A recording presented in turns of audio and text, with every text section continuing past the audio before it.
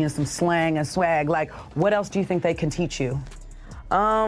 They can add to my bag. Honestly, there's some new things. Paige did a little like in and out and like hook layup in practice, and I was like, I'm gonna try that and I'm gonna add that to the bag. We talked about Caitlin's range and being able to do that off the dribble, so I want to get better off the dribble.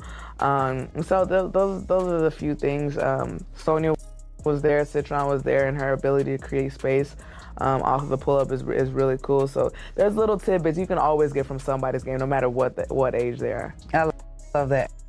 That right there might be the most surprising thing you hear all week from a WNBA veteran, Chelsea Gray, two-time champion and future Hall of Famer, openly talking about stealing moves from rookies. Not just any rookies. Caitlin Clark and Paige Bueckers, she's studying their film. She's trying their moves in practice, and she's doing it without a trace of ego or defensive-ness. This is the exact opposite of what we've seen from most of the old guard this season. See, that's cool, because most of the time, these older players, the old guard, if that's what they're called, if you will, they have nothing good. Speaking of that young talent, They usually have nothing good to say about the young players. It's always a bunch of hate and all this other stuff. You look at the first comment, I love her humility. I wish she did more interviews like this to really show her more. And I agree. I definitely wasn't expecting this. Look, everybody can learn something from somebody. Paige definitely got some stuff you could take from. Caitlin Clark, definitely. Now, the stuff Caitlin do off the dribble, pulling up from 38 feet, pulling up from the parking lot, pulling up from the concession stand, in the nosebleeds. You can't just steal that. You're not going to just be able to pick that up. You know what I mean?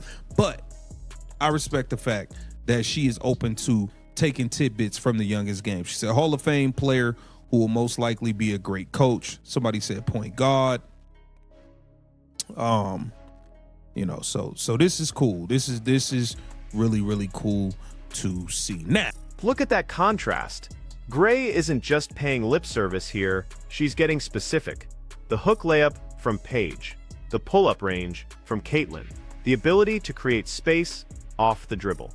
These aren't generic compliments at an award show. This is a veteran point guard breaking down film and identifying exactly what makes these young players special. And here's what makes this moment significant. It's happening right as the entire league structure might be collapsing. Because while Chelsea Gray is showing this kind of respect and professionalism, the business side of the WNBA is falling apart. The collective bargaining agreement deadline hit at midnight on January 31st, and the league is now operating in what they're calling a status quo period. That's corporate speak for we have no deal and no idea when we'll get one. no matter what Chelsea Gray want to take from them, we might not be seeing Caitlin Clark in 2026 as things stand right now, because the owners have left these players' text messages on red. They ignored their latest offer for weeks at a time, and there's no deal done by the deadline. So it is a wrap.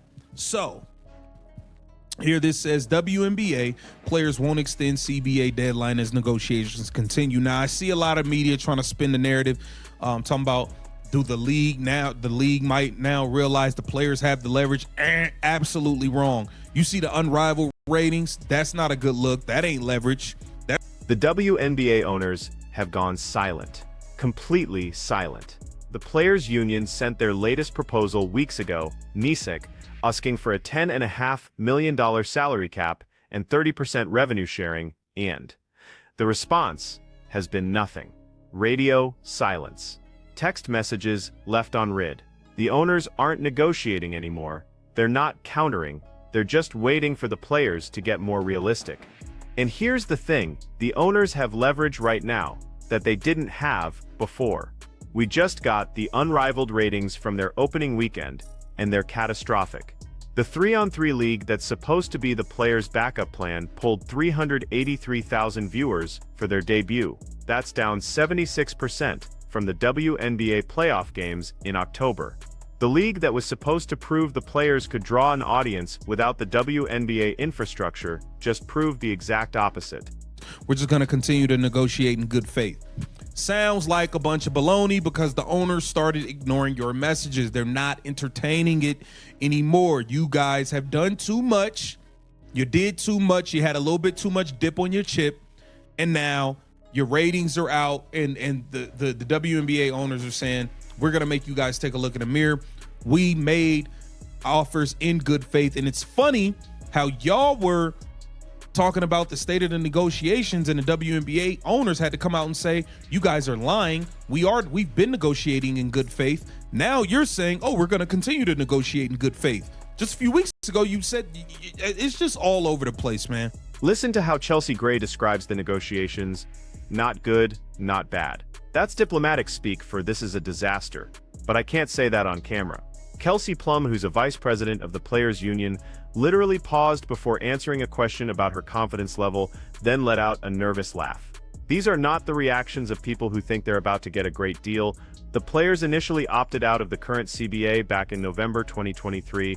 That's 14 months of negotiations, 14 months to reach an agreement, and they're further apart now than when they started. The union keeps moving their demands up.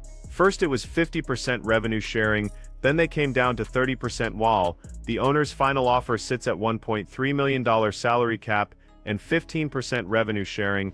That's not a negotiation gap. That's two sides living in completely different realities. Unrivaled expressed frustration, but not surprised at the state of the negotiations this week. Not good, not bad, Rose guard Chelsea Gray said. Not as good as we hoped at this point. It's a battle, laces forward, Alyssa Thomas added. It's a lot of work to be done. Ask about her confidence heading into Friday night's CBA deadline. Phantom guard and WNBPA Vice President Kelsey Plum briefly paused before letting out a titter. Sources confirm that neither the WNBA nor the Players Union offered an extension to the current CBA, which is set to expire at midnight Friday. So Brianna Stewart said there won't be a third extension. They're just going to continue to negotiate in good faith. But here's the problem with that statement. The owners aren't at the table anymore. You can't negotiate in good faith when the other side has stopped responding to your proposals. The league already confirmed they're not considering a lockout, but they don't need to officially lock the players out. They're already doing it passively by refusing to engage, and the players know what's coming next. They're already setting up training facilities in multiple cities across the United States and in Europe. That's not preparation for a potential work stoppage. That's preparation for a definite one. Because once this status quo period ends, the owners are going to restrict facility access. No more using team training staff. No more using team equipment. No more using team medical facilities. The players are about to be on their own. Operate business as usual while the sides continue to hash out a new deal. In the meantime, though, potential work stoppage remains on the table. The WNBA is not considering a league initial lockout, sources told the Post, but players have been bracing for a potential work stoppage since negotiations began. Now, they can say they're not planning on a work stoppage, but they already locking their asses out. They already stopped responding to y'all. They're not playing games with y'all. This is why the WNBA players are already getting the facilities set up so that they can they can train and get treatment and all of this once the WNBA owners don't allow them in the facilities anymore, because that's what's next. That's what's going to happen next. You're going to hear WNBA owners are not allowing the players in the facilities to use the equipment, training staff, recovery, all of that stuff. That's what you're... Here's what a lot of media members are getting wrong about this situation. They keep saying the players now realize they have leverage because of Caitlin Clark's impact on ratings. That's backwards.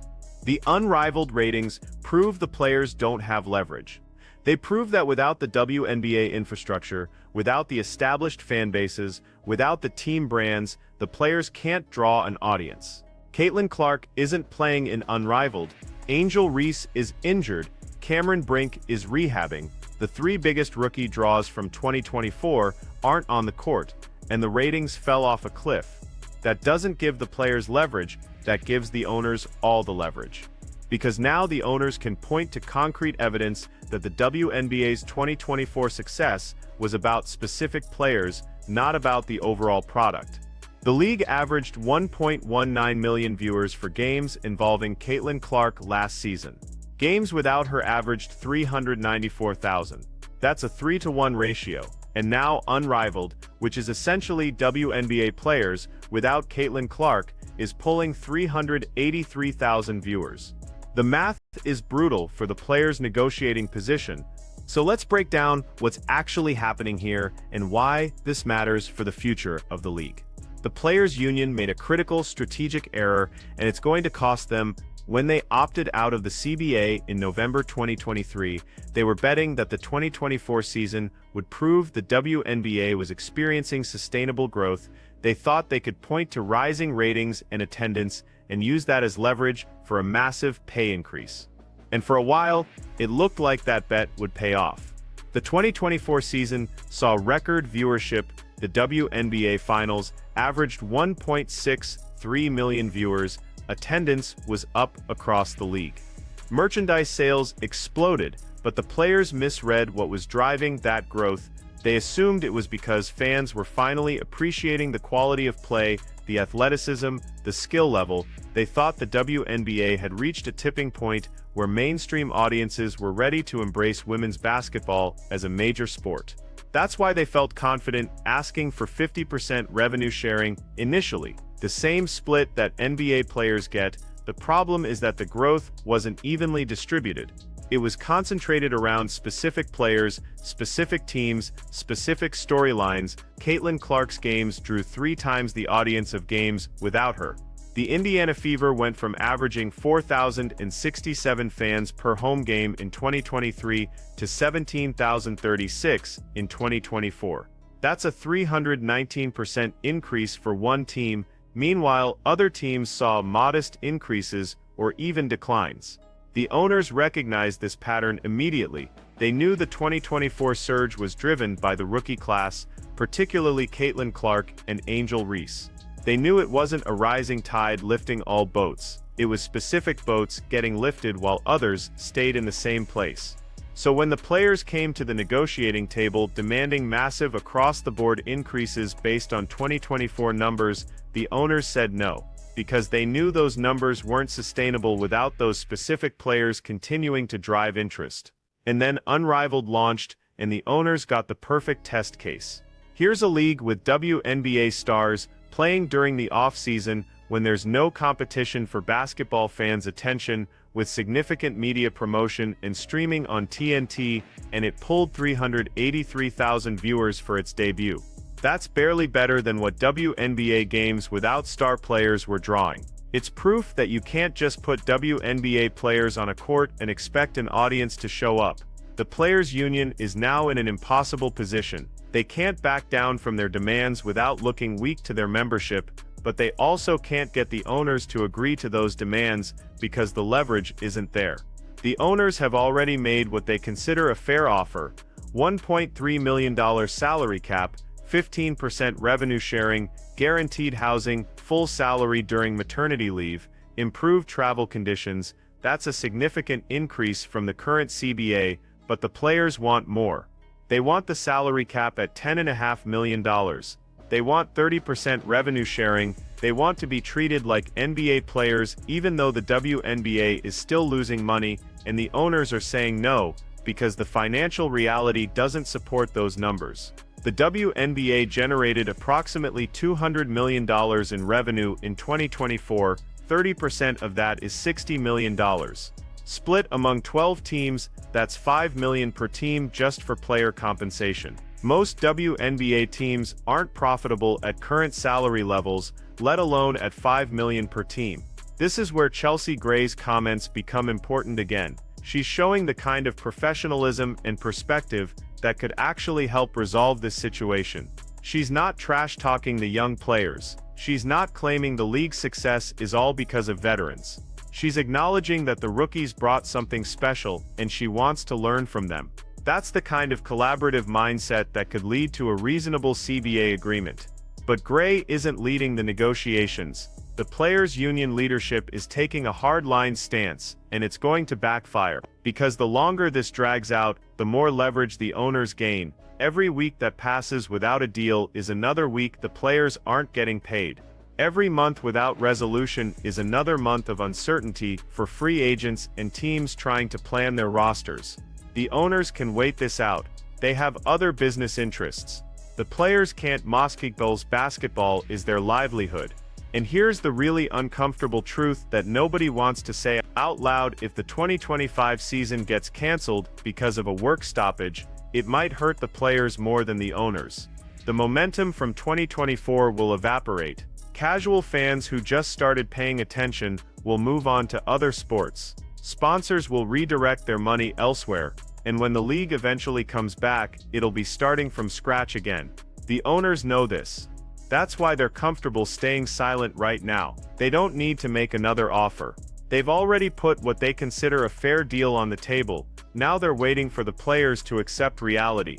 And reality is that the WNBA is not the NBA. It doesn't generate the same revenue. It doesn't have the same media deals. It doesn't have the same attendance figures. And it can't pay players like it does. The players keep pointing to the fact that the NBA subsidizes the WNBA, suggesting that proves the league could afford higher salaries. But that's exactly backwards. The fact that the WNBA needs subsidies from the NBA proves it's not financially sustainable at current spending levels, let alone at the levels the players are demanding. If the WNBA was profitable, it wouldn't need NBA support. The subsidy isn't proof of hidden money, it's proof that the league is operating at a loss. So what happens next? The most likely scenario is that this drags out for months. The players will continue training at their independent facilities. The owners will continue refusing to negotiate until the demands become more reasonable. And eventually, probably sometime in March or April, the players' union will crack. They'll accept something closer to the owner's offer because the alternative is missing the entire 2025 season and potentially killing the league's momentum permanently. The tragedy here is that the players had a real opportunity to secure meaningful gains. The owners were willing to increase the salary cap, improve revenue sharing, enhance benefits and working conditions. But by overreaching and demanding NBA-level compensation, the players' union has turned a potential win into a likely loss. They're going to end up with less than they could have gotten if they'd been more realistic from the start. Chelsea Gray gets it. You can hear it in how she talks about the young players, how she describes the negotiations, how she's approaching this whole situation with perspective and professionalism. But the players' union leadership doesn't seem to get it. They're still operating like they have leverage when the Unrivaled ratings just prove they don't. They're still making demands based on 2024 numbers that were driven by players who might not have the same impact in 2025. They're still acting like the WNBA is a bigger business than it actually is. And that's why the CBA negotiation is heading toward disaster. Not because the owners are being unreasonable. They've made a fair offer. Not because the players don't deserve more money, they absolutely do. But because the players' union has misread the situation, overplayed their hand, and backed themselves into a corner where they either accept a deal that looks like a defeat, or hold out and risk destroying everything the 2024 season built. So where do you stand on this? Do you think the players should take the owner's offer of $1.3 million salary cap and 15% revenue sharing, or should they hold out for the full $10.5 million and 30% even if it means missing the 2025 season? Because that's the choice they're facing right now. There's no middle ground anymore. The owners have stopped negotiating. It's either accept the current offer or prepare for a work stoppage that could last months. Tell me in the comments what you think the players should do, because this decision is going to define the WNBA's future for the next decade.